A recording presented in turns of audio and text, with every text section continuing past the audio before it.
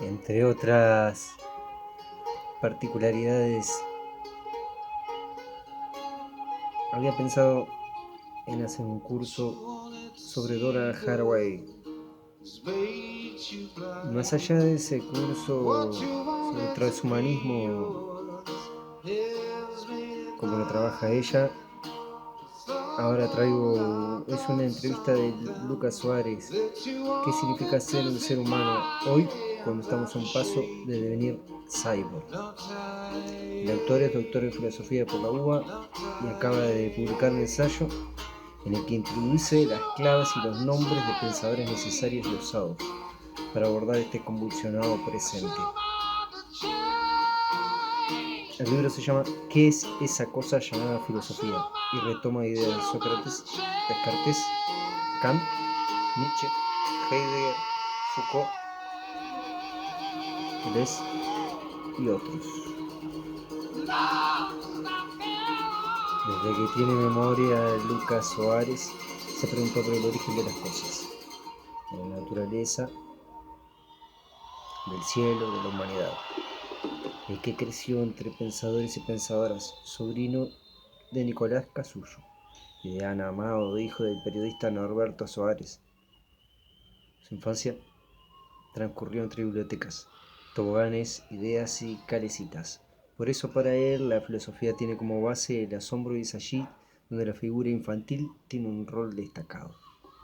En algunas posiciones filosóficas como la de Heráclito, Nietzsche y Deleuze, la niñez es como una metáfora de esa extrañeza primordial que enciende la indagación filosófica, de la libertad e impunidad para poner en entredicho los valores establecidos y también como símbolo del juego filosófico, de la creación y recreación de sentidos. Dice en entrevista con Eñe sobre su nuevo libro, ¿qué es esa cosa llamada filosofía siglo XXI editores? Al pensar filosóficamente, nos reencontramos con esa mirada cuestionadora, desnaturalizante y creativa propia de las niñeces. En filosofía se trata de aprender a escuchar y a tomarnos más en serio esa voz infantil que no para de preguntarle al mundo por qué y por qué y por qué, dice Suárez. ¿Qué es la filosofía y por qué importa? Se pregunta en el libro y la respuesta podría responder en que un mundo en el que los pensamientos corren a la velocidad de TikTok o de X. La lectura invita a detenerse, a reflexionar, a suspender por un rato el rendimiento y poder pensar por fuera de los likes. Lucas Soares es profesor de filosofía antigua, escritor y poeta. En este libro viaja por diferentes definiciones de la filosofía, desde Sócrates, Descartes, Kant, Nietzsche, Heidegger, Foucault y Deleuze, por nombrar algunas, pero lo hace desde un lugar cercano, invitando a la lectura e incentivando el amor por el conocimiento y la potencia de la duda como motor de la búsqueda. Podrías explicar la frase, el pensamiento filosófico es en cierto modo el resultado de una profundización gradual en nuestros más inmediatos y sencillos asombros. De alguna manera, como plasmado en los grandes textos filosóficos es la traducción conceptual de nuestras perplejidades más primordiales, esas que habitualmente nos causan extrañeza y nos persiguen desde que nacemos hasta que nos morimos. Como por ejemplo, la de por qué hay cosas y no más bien nada. La secuencia que sigue, la indagación filosófica parte de un primer asombrarse que al hacer consciente la necesidad de una respuesta al extrañamiento, gatilla ese deseo de desatar el nudo que consiste en la filosofía. Desde este punto de vista, ella puede entenderse como un progresivo perfeccionamiento del acto de asombrarnos, cuyo arco va de las cosas más simples a otras de mayor complejidad. Entender la filosofía como un progresar en la perplejidad, que es uno de los capítulos del libro, implica que ella apunta a indagar gradualmente en círculos concéntricos en nuestras perplejidades más básicas para encontrar respuestas tentativas o al menos para poder comprenderlas un poco mejor. En ese sentido, aunque Chris Cornell nos grita en la oreja, las niñeces son fundamentales en asombrarse, porque ven el mundo por primera vez. Sí, De hecho, la figura infantil tiene un rol destacado en algunas posiciones filosóficas como las de Heráclito, Nietzsche, Deleuze, entre otras. La niñez como metáfora de esa extrañeza primordial que enciende la indagación filosófica, de la libertad de impunidad para poner en entredicho los valores establecidos y también como símbolo del juego filosófico, de la creación y recreación.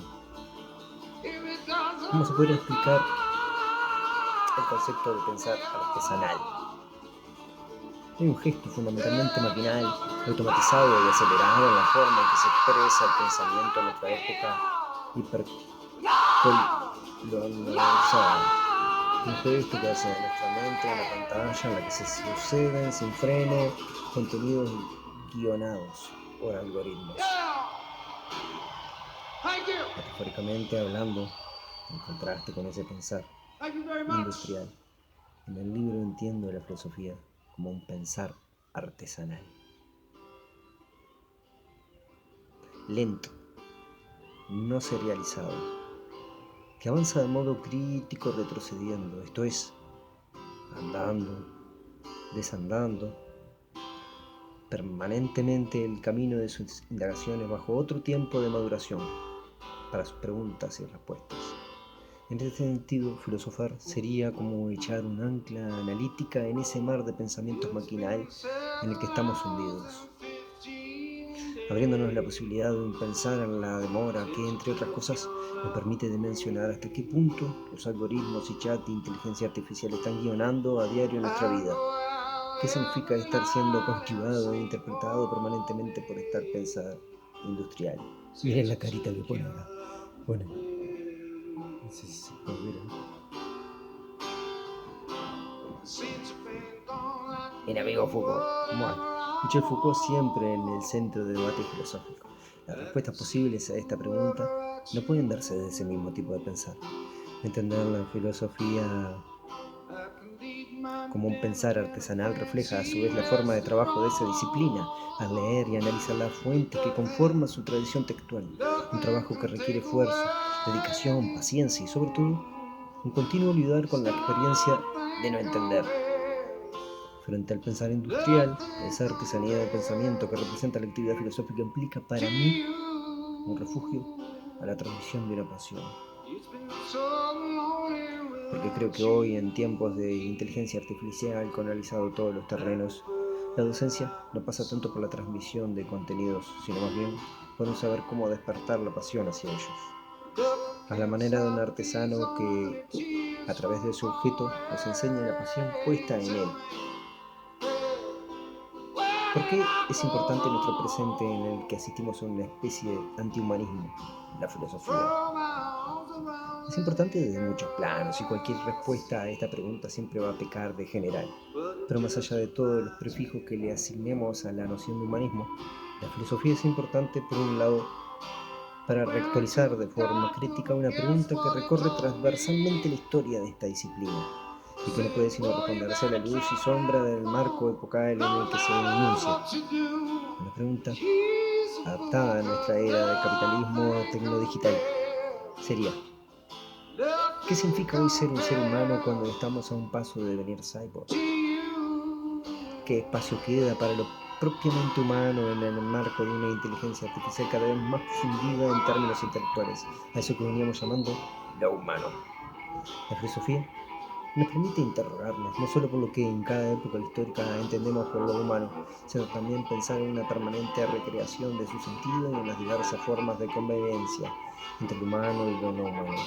Por otro lado, creo que en un presente signado por el debate público entendido como arte de la chicana, el sadismo y la crueldad, la filosofía nos aporta herramientas argumentales para oponernos con fundamentos teóricos a la hegemonía de la opinión fundada en cualquier precio. ¿Qué significa que la filosofía no tiene una definición unívoca? Fuera de las definiciones prototípicas de la filosofía formuladas por Platón, amor por la sabiduría, Aristóteles, un saber sobre las causas primeras de la realidad en su conjunto, ¿no es cierto? Que al adentrarnos en el universo textual de esta disciplina nos encontramos con otras formas de caracterizarla que presuponen, cuestionan o más bien prolongan esas definiciones prototípicas. De eso me ocupo en el libro,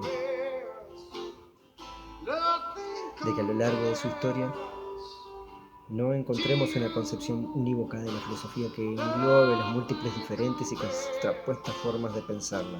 De ahí que haya tantas definiciones de la filosofía como las filosofías existentes.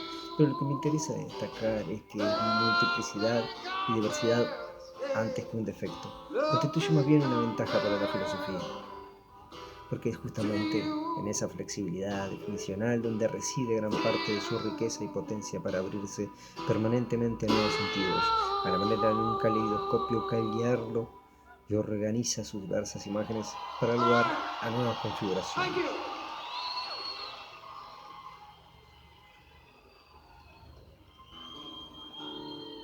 Lean por ustedes mismos. Como decía, este es un artículo, Lucas Soares.